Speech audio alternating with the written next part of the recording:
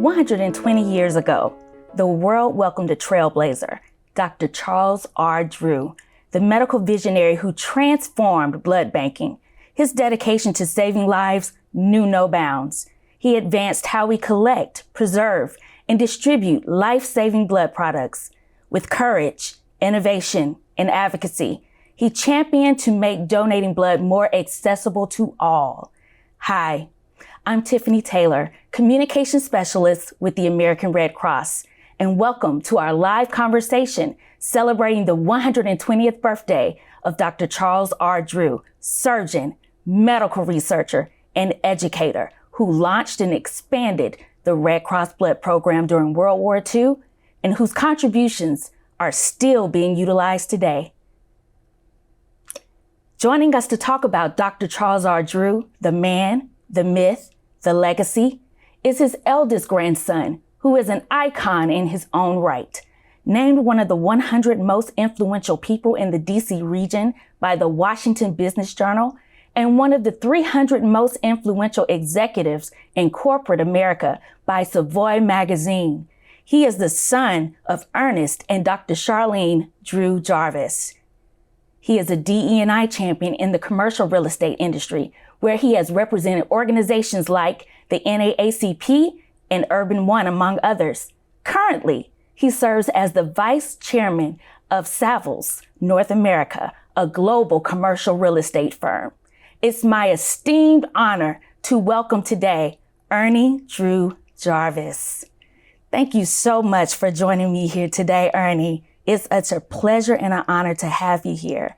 Well, Tiffany, it's a pleasure and an honor on behalf of the Drew family to be sitting and talking about Dr. Drew with the American Red Cross. Wow, 120 years. What a momentous occasion. What a wonderful legacy that he left us all. For sure. And I have to ask you, when you get up in the morning and you look in the mirror, do you see Dr. Charles Drew's resemblance staring back at you? No, it's funny. I tease my family. Instead of his good looks, I wish I had his brain. And my family, of course, says that I have neither. But I would only hope to see any semblance of my grandfather in any of my DNA. Well, I can tell you that, as they say, the fruit doesn't fall too far from the tree. Thank you. And you definitely have his looks and his intellect as well. As we see, you have a very accomplished career. So speaking of accomplishments, Dr. Drew accomplished so much during his 45 years of life. He discovered that plasma had a longer shelf life than blood and that it could be separated into multiple components to be used in transfusion, which is how he earned the name the father of blood banking, which is so incredible. What was it like for you growing up as the grandson of the pioneer of blood banking, but not only the grandson of the pioneer of blood banking, but the son of a neuroscientist, a legislator, and a university president? What was that like for you? That's a great question. My grandfather was a scientist, an educator, and fought for the common good. My mother was a scientist, an educator, and fought for the common good. She tried to teach me what he taught her about excellence, about drive, about dedication, about mission, about purpose. I wish I had only listened to her. Really? Yes.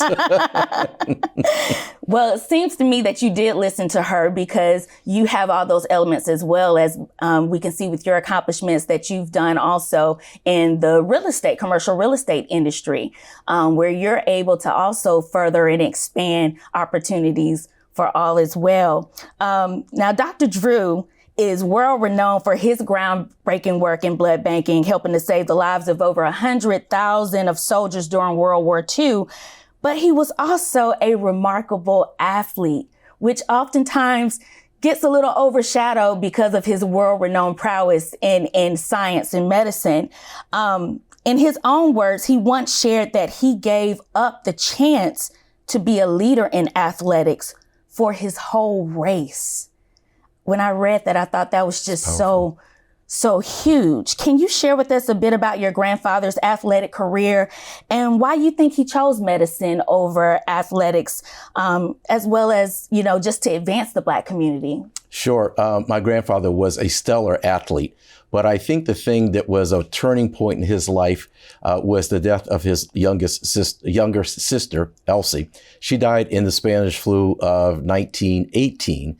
And I think that tragic death really spawned or sparked something in him that he wanted to pursue medicine so he could help other families and prevent other families from going through that same loss. So I think while he had a wonderful athletic career, it was really the tragic death of his younger sister where the light bulb went off and he said, "This is my mission to help others through medicine."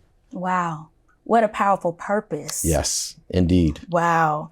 And for those who may not know how Dr. Drew's legacy of leadership in medicine and athleticism, how has that been passed down through your family?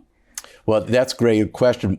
My cousin, Kendall Price, attended Amherst as an Amherst graduate, who is now a physician. He was also a track star. My cousin, Rachel Abernathy, also attended Amherst and was a soccer player. My son, Jacob, ran track at Oberlin, and he just graduated last week. My son, EJ, who is an incredible 6'8" athlete, graduated Yale last year. So what I think that Dr. Drew's contribution to our own family was he set a standard of excellence. And it's not only excellence in academics, it's not only excellence in serving the community and making a contribution to our community, it is also an academic pursuit of excellence. And fortunately, that generation really embraced that, and they lived up to his standard. That's amazing. Yeah. Wow, what a rich legacy in so many facets that Dr. Drew, we could attribute that he passed down many generations. That's incredible. If you're just tuning in, we're speaking with Ernie Drew Jarvis, grandson of Dr. Charles R. Drew, blood banking pioneer, first African-American medical director for the American Red Cross. And we are commemorating his 120th birthday today, discussing his life and his legacy. If you have a question, we encourage you to place that in the chat. We would love to be able to share your question with Ernie and get that answered for you. So thank you so much for sharing with us. And again, we look forward to getting your questions. Now, your family has done an incredible job, I must say, preserving even the personal and professional writings and just some of the records and accounts of your grandfather, while working with Howard University to have those papers available, or to rather have them as a cultural archive for others to learn more about your grandfather and his life. They even have excerpts from his journal, which I think is so amazing that your family would allow even Dr. Drew's kind of intimate thoughts as he was progressing through medical school or just various aspects of his life and career. And so he once wrote in his journal, "I like to take the responsibility for the finished products of this life by thinking that life is the final expression of the universal will. It is the inner meaning of evolution."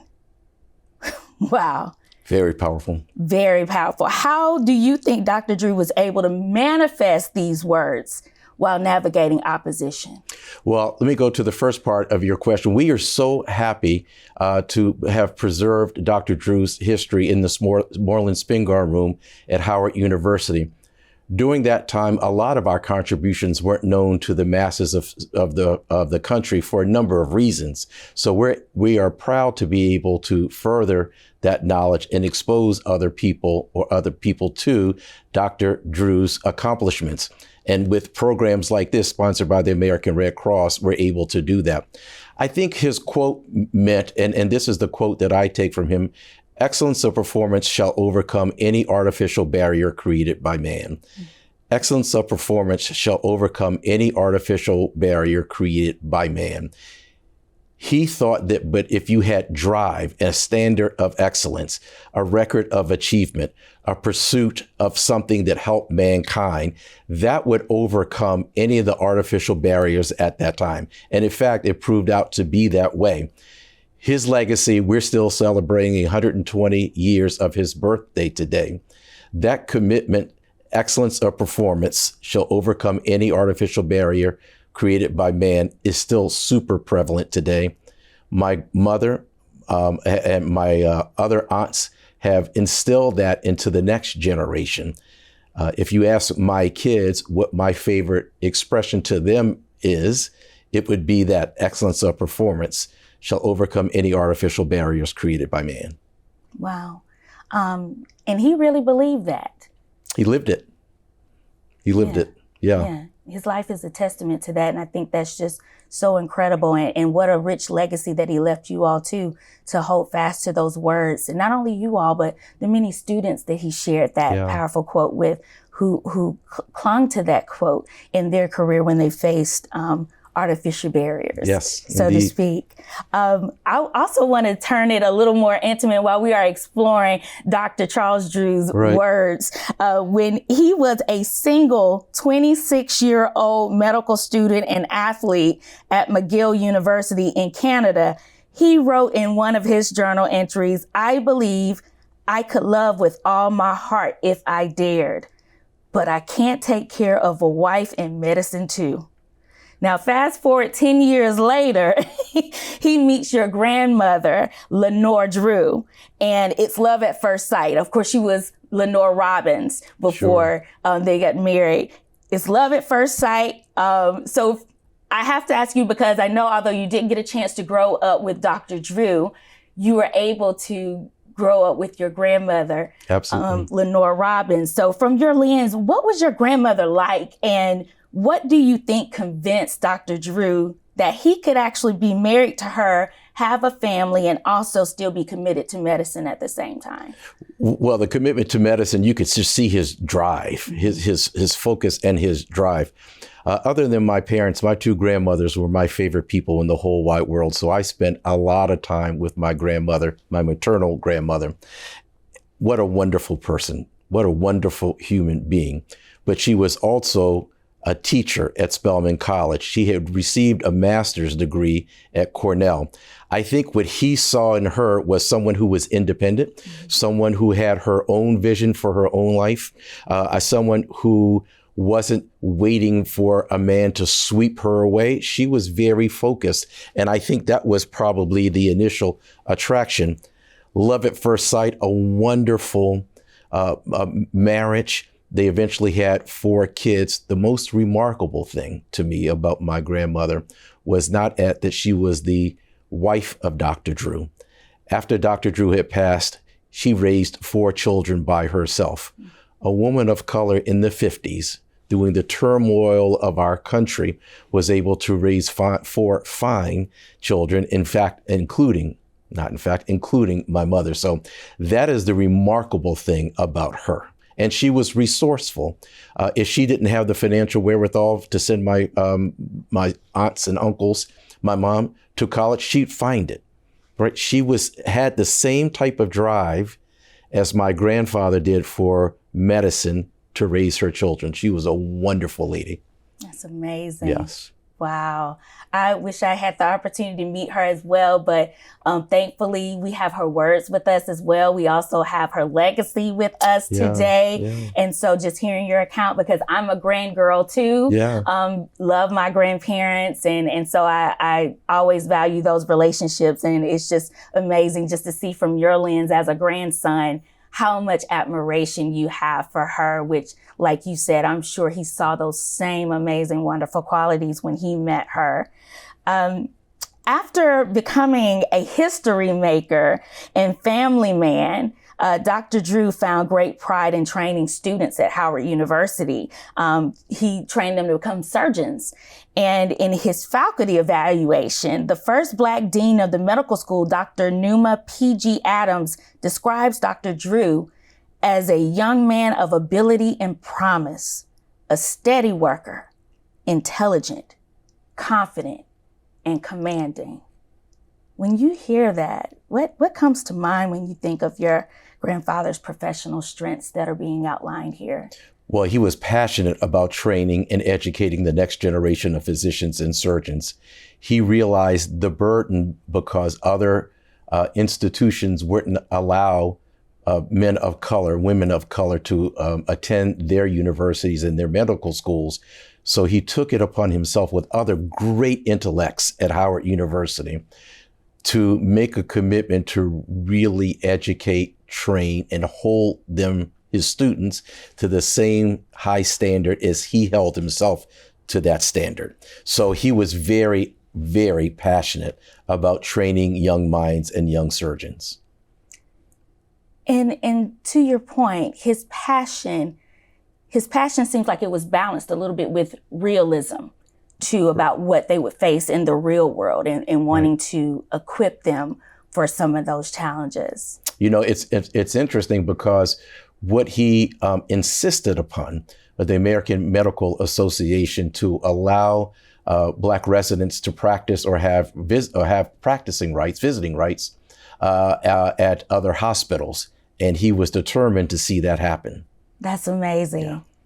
Because it was one thing for them to get their medical degree, become a physician, be trained, being able to treat people of their same skin color, but they had restrictions outside of that other doctors who were not of color had. Right. So him fighting for that equality and equity is powerful.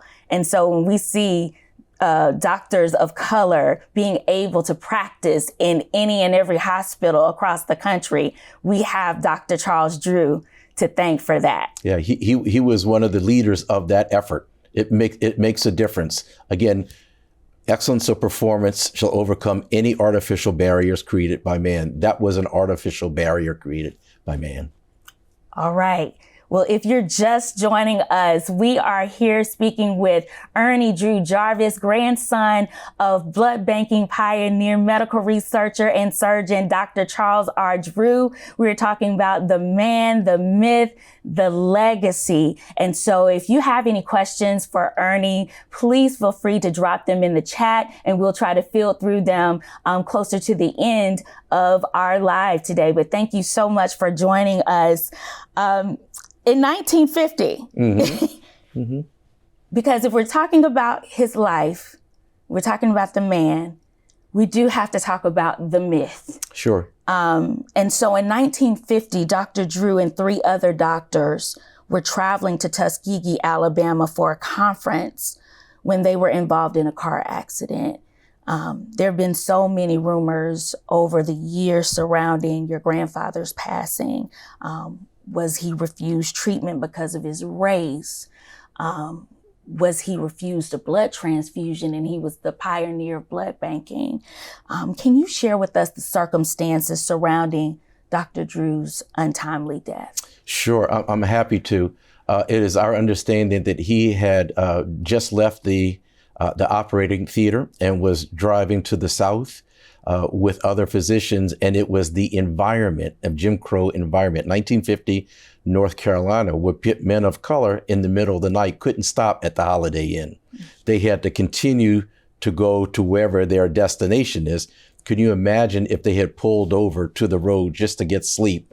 That could have potentially created an issue. So they elected to keep on driving through the night. There was a terrible automobile accident. My grandfather suffered near fatal injuries, ultimately proved to be fatal injuries. He was taken to a hospital. He did receive treatment, albeit in the basement of the hospital, because again, North Carolina, 1950, Jim Crow law segregation. But we're told that his injuries that he has sustained were so impactful and so traumatic that it eventually took his life. We're not sure where the blood plasma myth came from. There was a separate story about another person of color who had a very similar incident or accident, but from our family's perspective, and what we like to think that is he did receive good treatment from 2 doctors who in fact were brothers. But it was the environment in 1950 which created the need for them, or it was necessary for them to drive through the evening at nighttime. Okay. Thank you so much for clearing that up. It's very important to understand, because I think sometimes we do get the stories mixed up, as they've been passed down from, word of mouth over the years. but Dr. Drew did receive treatment. He was recognized as Dr. Drew at the hospital, but unfortunately his injuries were so severe that he succumbed to the injuries, although he did receive medical treatment and transfusion. And keep in mind, I'm not sure about the transfusion, but that's a good question. I have to go back and ask my family. But keep in mind, there were other physicians with him. But I do think that he was ejected from the car. The car may have rolled over him, and resulting in severe injuries. But from what we are told, and our family is told, that he did receive medical treatment. Okay. Yeah. And that's an important part of history. I mean, that is part of the myth that we like to clear up because it's accurate. Right, right.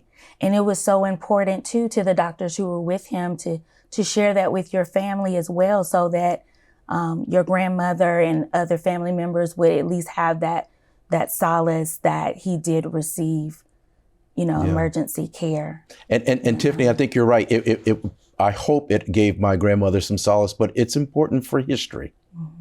Right? You and I have talked about that this is not only Black history, this is American history. Right. He was an American physician who was African American, but he was an American physician. Right. Who at a time in World War II, there was a need, and he came up with a solution. So we like to think of it as kind of a global consequence, just not a North Carolina 1950 incident. Right.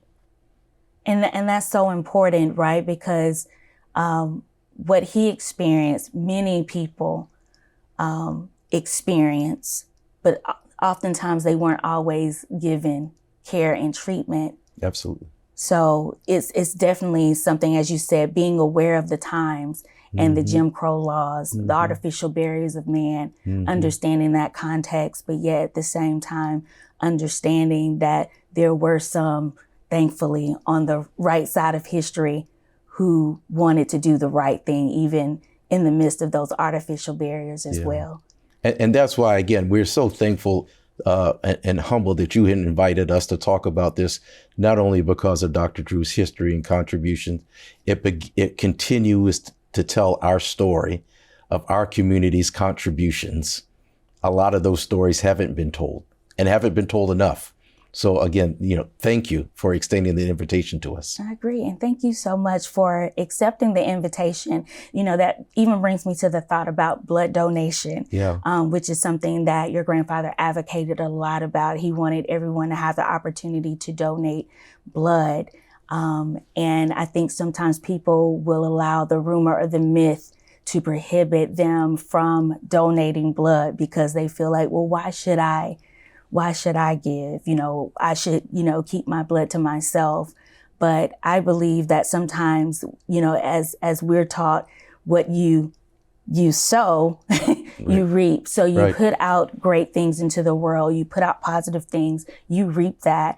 And so I don't know about you, but when I look at your family, your life, your legacy, and so many of your other relatives, I see the reaping. I see the continual reaping of what has been sown. So I think that's just amazing. If you had the opportunity to sit down with your grandfather, what would you say to him? Wow, wouldn't that be a wonderful opportunity to sit down with him? So many questions. But my mother always describes him as someone who is direct and focused. And so I would ask him, what would be the steps necessary to ensure there is equity in medical delivery among all communities? Asking him, how do we ensure that we are teaching our young people STEM? And how do we ensure that we are teaching our young people science? Why is it important to tell our elected leaders and our educational leaders the importance of the need for more physicians of color? I would raise the intellect that I have to try to figure out how to ask him those questions in the most meaningful manner, because the insight, the profoundness, the uniqueness of the way that his brain worked, his focus, his drive, his discipline, I'm sure that he would have an answer that we could publish and work with the American Red Cross to spread that word. For sure. He was a man of the times, but he was definitely ahead of Absolutely. head of the times. And so I, like you, would be curious to know his thoughts on those subjects and topics today as well. If you are just joining us, I want you to know we're sitting down with Ernie Drew Jarvis, grandson of Dr. Charles R. Drew, and we are taking your questions from the chat. And David asks, what challenges did Dr. Drew encounter during his career? Oh, gosh. Those artificial barriers, I go back to those a lot. You know, he was such a wonderful man. He didn't come from a well-heeled family, but he figured out how to send money home at the same time when he was in medical school and he didn't have anything to eat. Very practical things, right? But he was so committed to his family and ensuring their health and their enjoyment of life. But I would imagine he encountered all of the typical problems and issues of a medical student who went in a different culture because he went to McGill in Canada. But I bet, and I don't know that, and what a great question. Thank you for asking that. But I bet it was when he was teaching, funding, making sure that his residents had an opportunity to use their craft in all different communities, but he seemed to work around that. Again, resilient, resourceful, driven. I don't think that, I'm sure he had problems and obstacles, but my suspicion is those challenges were overcome. He was always looking for a way. Always looking for a way. That's amazing. Right? Just driven with discipline and focus. And knew what he wanted to accomplish, but more importantly, he knew what the outcomes.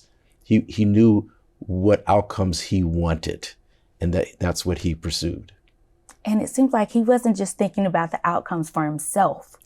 This is what he taught my mother, to fight for the common good. Right? This is what he instilled in his students, fighting for the common good. I love that. The lift for all. We're seeing a lot of comments about how striking your resemblance is to Dr. Drew. You know, I asked you earlier, do you see his reflection in the mirror? When I was growing up, my grandmother used to say, you know who you look like, right? Yeah. And I was like, I don't know what this woman is talking about. And one day I just looked in the mirror and I saw her. And after she passed, I really began to see her in the mirror. So, you know, just from the photos that you've seen of your grandfather, do you happen to sometimes see that resemblance when you look back in the mirror, or do you just see Ernie and say, I look like Ernie? Well, you know, that's interesting, Tiffany. I wouldn't dare to think that I have any resemblance of Dr. Drew. Dr. Drew was a great man. I am a man, but he was a great man. And so I'm humbled to think that I look like him or talk like him or have any of his attributes. I mean, he was someone that not only our family, but the world admired, right? So I don't even let myself go that far. You're too modest. I mean, I see the hairline. I see well, the maybe smile. the hairline is creeping back to be down on my ears soon, but yeah.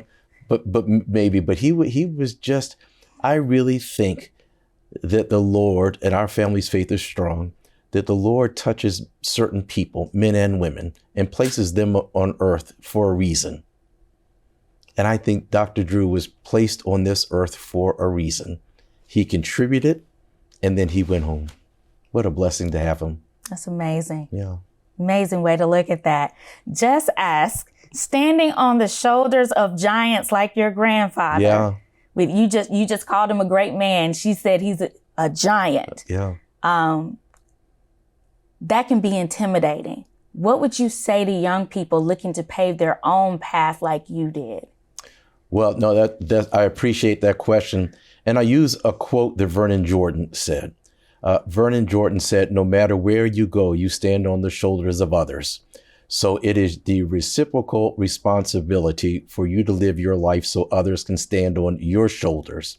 It's called the quid pro quo of life, that we exist temporarily through what we take, but we live forever through what we give.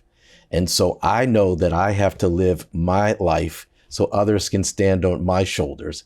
Not as great as Dr. Drew. He was a different man, a great man, a legendary man, an impactful man. But if we all do that and live our lives so others can stand on our shoulders, we're in a better place. Very well said. I have to ask you, in a day and age where we are seeing biopics chronicling the stories of historical figures, I'm just curious to know, what is your thought about a feature film of your grandfather? Well, it's interesting, and we've been talking to people. Now, if there's any resemblance of me and my grandfather, of course, I want to star in it. But no, no, but we have been talking to people, and we would love to see his story memorialized in the motion picture. We would love his story being told in a book, and my mother has been working on something that we hope that we can reveal very shortly. But again, we want to tell the story of Dr. Drew, because his story was really not known to the masses and to the world. It's important for history. It's important for young people to know that that men in our community made a contribution that was everlasting. So we would want the world to know what his family knows about him. We think it's a pretty compelling story. I think so too. Right. Just looking at some of the papers that I've been able to look through, like you said, that are at Howard, there's so much rich information. His story really tells itself on its own. And I don't think they have to add a lot of drama to it. Exactly. This is real. So I love that. And there's a great love story in it as well. Yes. All the makings of an amazing drama. Yeah. What would you like people to know about donating blood? Well, that's really important. Omega Psi-Phi has really led the way for blood drives. We would, the Drew family, with the American Red Cross, invite other fraternities, invite other sororities, invite other universities. If you're working in a large organization or even a small organization, walk down the hall and ask your HR person, can we sponsor a blood drive? If you are in our community, I would respectfully submit it's almost mandatory. What my grandfather taught us and discovered, that there's no scientific difference between blood of the races. So all of us should make an effort to contribute blood. All right. Thank you so much for sharing that. We have another question.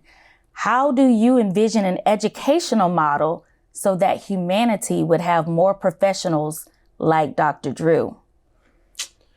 That is a tall order. I think Howard University Medical School, Meharry Medical School, the Charles R. Drew Medical School in Los Angeles, they are working to train the next generation, in addition to the larger universities.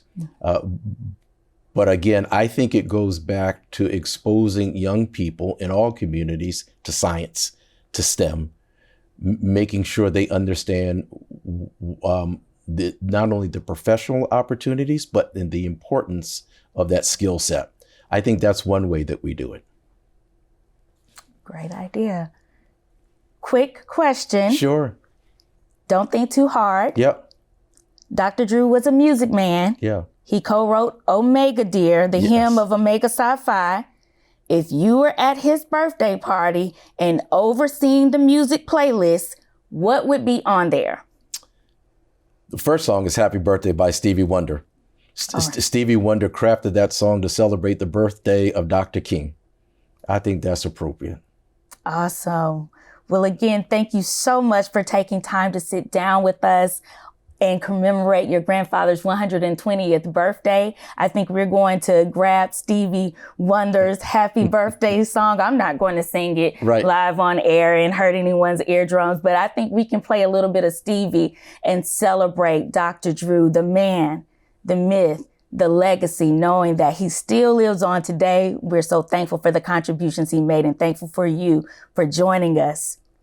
Let's keep this celebration going. This month, there are hundreds of diverse blood drives being hosted across the country in support of patients with sickle cell disease, and a good number of them are being hosted by Dr. Drew's fraternity, Omega Psi Phi, in honor of his 120th birthday.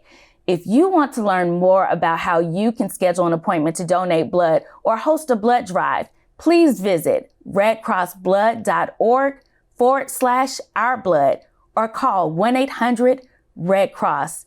Thank you so much for joining Ernie and myself here today for this live event. We hope you have a wonderful day. And again, continue to keep this celebration going all month long by rolling up a sleeve.